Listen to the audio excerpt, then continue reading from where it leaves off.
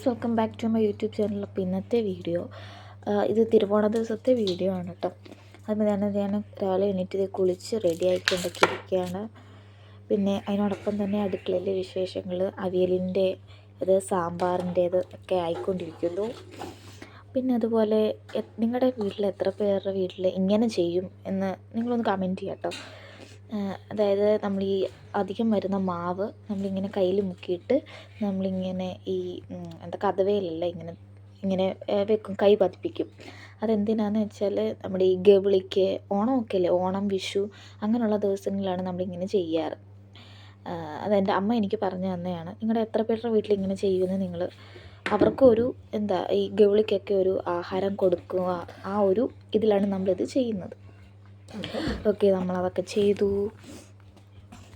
അങ്ങോട്ടും ഇങ്ങോട്ടും കിടന്ന് ഓട്ടമാണ് സത്യം പറഞ്ഞാൽ. പിന്നെ അടുക്കളയിൽ കയറുന്നു, പിന്നെ ഒരുങ്ങാൻ കയറുന്നു, അമ്പലത്തിൽ പോകണം എന്തായാലും. അപ്പോൾ അതേ ഐബ്രോ ഒക്കെ ഫില്ല് ചെയ്ത് കൊടുത്തു. പിന്നെ അതേണ്ട് ഞാനൊരു ബ്ലൂ ഐലൈനറാണ് ഞാൻ ഇടുന്നത്. എന്തെങ്കിലും സ്പെഷ്യൽ ഇതുപോലെ ഒക്കേഷൻ എന്തെങ്കിലും സ്പെഷ്യൽ ഡേയ്സിലാണ് ഞാൻ ഈ ബ്ലൂ ഐലൈനർ യൂസ് ചെയ്യുന്നത് സാധാരണ. പിന്നെ താഴെ കൺമഷി വെച്ച് ഇത് വാട്ടർ ലൈൻ ഫില്ല് ചെയ്ത് കൊടുക്കുന്നുണ്ട്. ഇനി അടുത്ത ലിപ് ബാം ഇട്ട് കൊടുത്തു. അതിനുശേഷം ലിപ്സ്റ്റിക്ക് ഇട്ട് കൊടുക്കുന്നുണ്ട്. ലിക്വിഡ് ലിപ്സ്റ്റിക്കാണ് ഡാസ്ലറിൻ്റെ. പൊട്ടും കൂടെ വെച്ച് കൊടുക്കുന്നുണ്ട്. അടുത്തെന്ന് വെച്ചാൽ ഇലയൊക്കെ വെട്ടി പൂ പിച്ചാനുള്ള ഒരു തയ്യാറെടുപ്പാണ്.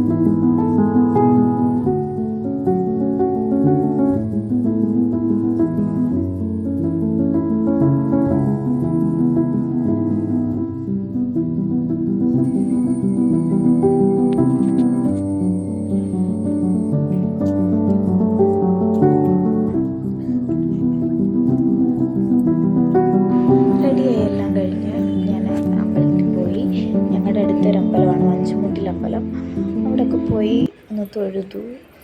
അവിടെയും അത്തപ്പൂവൊക്കെ ഇട്ടിട്ടുണ്ടായിരുന്നു.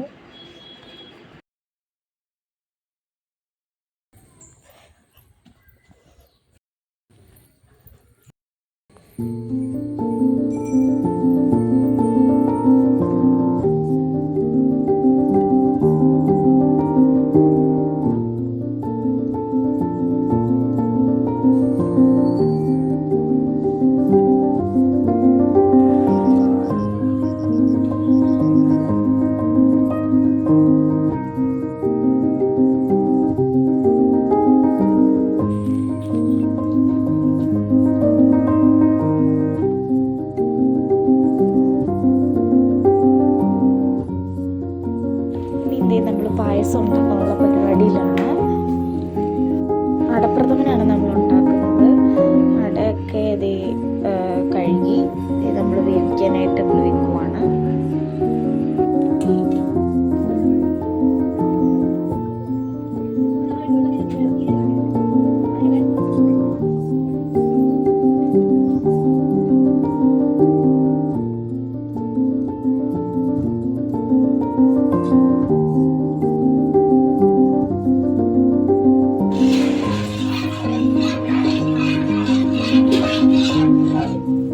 ഇനി നമ്മുടെ സദ്യ സമയമാണ്. ഒരു 12 മണി 12:15 ആയി. നമ്മളിത് ഓരോ കറിയായിട്ടൊക്കെ വിളമ്പിക്കൊണ്ടിരിക്കുകയാണ്. അവിയൽ, സാമ്പാർ, പരിപ്പ്, പപ്പടം, പിന്നെന്താ അച്ചാർ, മാങ്ങാച്ചാർ, നാരങ്ങ അച്ചാർ, ഇഞ്ചിക്കറി, ഇത്രയേ ഉള്ളൂ, അധികമൊന്നുമില്ല.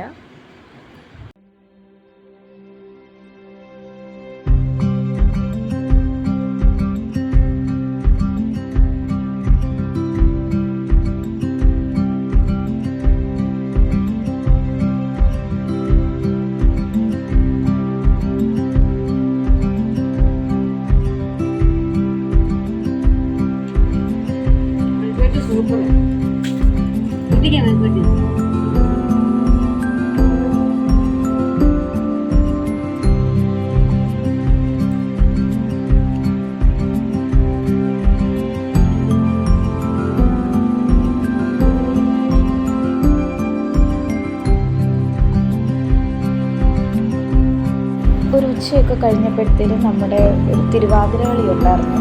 അവിടെ നമ്മൾ റെഡിയായിപ്പോയി.